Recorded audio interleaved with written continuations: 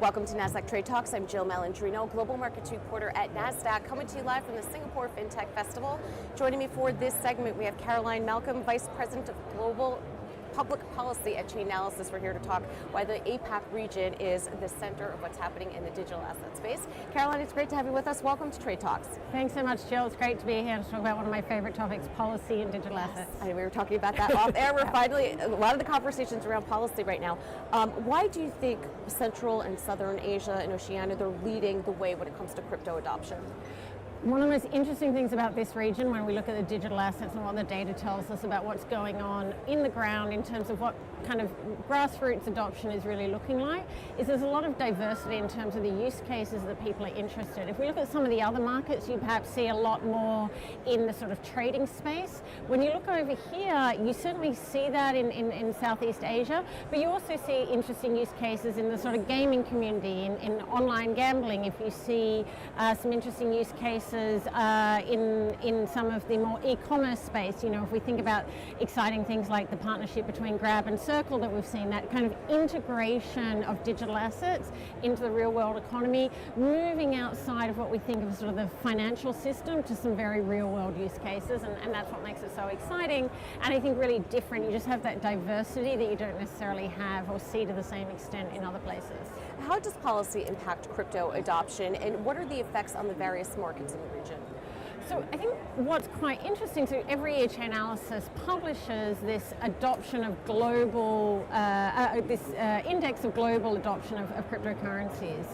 And when we look across, say, the top 10, top 20 countries, you have very different policy approaches. So you've got countries in that top 10 that have bans on cryptocurrency, and yet you still see a lot of people in those countries interested in actually entering into this space. So I think when we see that and then we dig into some of the detail behind it, is I guess the top line message is that the policy doesn't necessarily change people's interest in getting into this space. And I think that's also an important message to policymakers. Sometimes they think that a ban is the way to make the space safer, just stop people getting into it. But we know that doesn't work. Bans just do not work. Some of the countries with the most adoption in the world, India tops that global adoption index.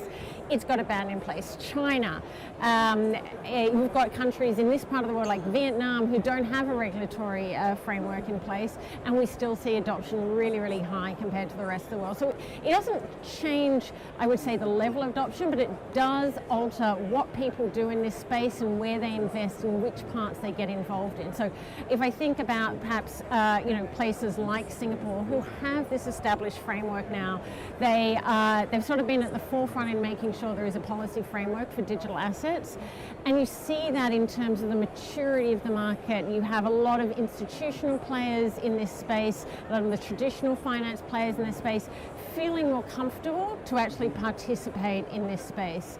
Whereas, and the Philippines, another good example where you see a lot of the gaming industry move to put some of the tokenization elements into what they already have an existing gaming ecosystem. And so having, I think, the different rules in place means that we start to see that activity grow. The more mature a market is, the more we see more advanced parts of the ecosystem grow, like DeFi, for example.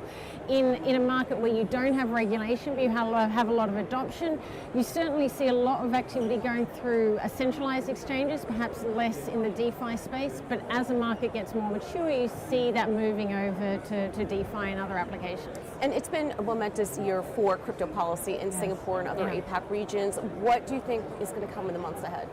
Look, I think this is very interesting because if you kind of watch the news, what you see a lot of is you see a lot of noise about what's happening in the US. You know, this constant debate in Congress whether we can have regulation. Does SEC look after it? CFTC look at? Then you come over to the sort of Southeast Asia, and you've got these frameworks in place. There's no longer a question of whether will we have regulation, what sort of regulation. We do already have that regulation in place, and now we're starting to get into a lot more of the detail. So, for example, right here in Singapore, we've had recently the rules come out in relation to stable coins. We'll see those come into force by 2025. Hong Kong has now announced that it will bring out some rules on stable coins in 2024. And so you just see like much more maturity, and you sort of see people having that certainty, which means that they're going to move their businesses here and actually drive the innovation here. Because I think what I hear a lot from people who work in more uncertain regulatory environments is that the cost of uncertainty is really, really high. At a certain point, people just want to know what the rules are, whether they're A or B. There's almost like less worry about which of those options it is, just knowing what those rules are and having that clarity. And you know, all the way from sort of Japan down to Singapore, across to Hong Kong that I've already mentioned, that evolution to that next stage of like specific stablecoin regulations beyond the sort of traditional crypto space is where we've seen that kind of maturity come through now. Are there areas for improvement when it comes to APAC regulators? So this I think is interesting because you still do have a fair bit of diversity across the region. I mentioned Vietnam before, where we don't have a framework in place. All the way down, you think of Asia Pacific, you've got Australia, which is still working to put in place things like the travel rule on the AML side. It doesn't have a comprehensive framework in place when we think about things like prudential requirements, market conduct requirements.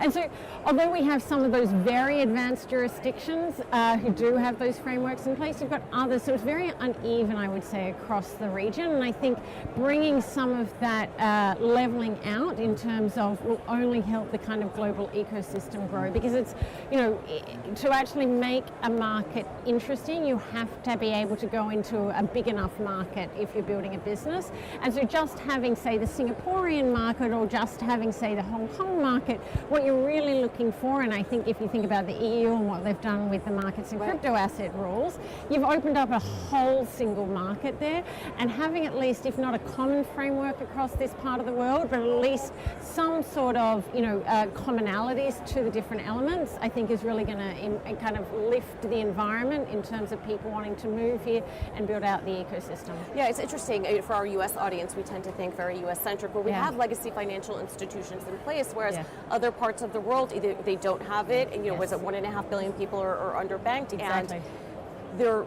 developing local economies, and through, you know, stable coins or other digital assets, or getting that microfinancing, they're building businesses, they're very entrepreneurial. Cross-border payments is a necessity Huge here, question. so we're missing out building this framework when, you know, we're traditional US capital markets were so robust and so liquid. Everybody wants to go to US markets, but you know, the rest of the world is moving to a digital space, and I think the concern there is you don't want to miss out on building this framework. Billions of people are building economies on this. Yeah, and I think you are really starting to see that. We did some work looking at stable coins in particular. And you know, it's interesting, even though we still see US dollar pegged stablecoins dominating the market, you're looking now at issuers who are not being based in the US because of this lack of clarity. You see the volumes in terms of, you know, stablecoin movements move off US exchanges into exchanges in other parts of that world, and that really comes back to that lack of regulatory clarity, that it's very hard for it to make sense to actually build and invest if you don't know what sort of environment you're going to be up against. All right, Caroline, we appreciate the insight. Thanks for joining us on Trade Talks, and thanks for joining me from Singapore. I'm Jill Malandrino, Global Markets Reporter at Nasdaq.